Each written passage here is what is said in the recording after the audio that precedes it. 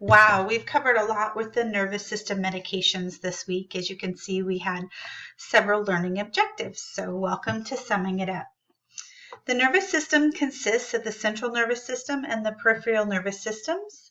The central nervous system consists of the brain and the spinal cord, and the peripheral nervous system consists of the network of all nerve tissues outside of the brain and the spinal cord. The peripheral nervous system is broken down into the somatic or voluntary nervous system and the autonomic or involuntary nervous system. The autonomic involuntary nervous system is further broken down into the sympathetic nervous system and the parasympathetic nervous system. Two main neurotransmitters affect the autonomic system. Cholinergic nerve cells release acetylcholine, and the adrenergic nerve cells release norepinephrine.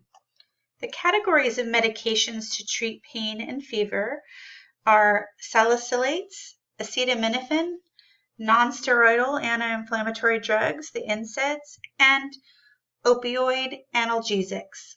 The categories of nervous system medications include sympathomimetics, androgenic blockers, parasympathomimetics, and anticholinergic blockers, as well as analgesics. Medication to treat behavioral, emotional, and mood disorders include CNS stimulants, antidepressants, mood stabilizers, and antipsychotic medications. Cholinesterase inhibitors can help treat dementia, and dopaminergic and cholinergic agents are used to treat Parkinson's disease.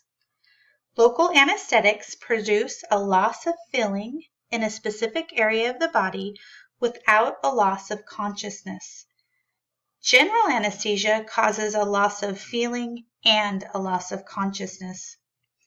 Alcohol is a sedative, hypnotic, and commonly increases the action of nervous system medications. As a medical assistant, this is important to note due to patients being on the nervous system medications and needing to be aware of how that alcohol can interact. Thank you so much. Have a great day. I'll see you in class. Bye-bye. Great job.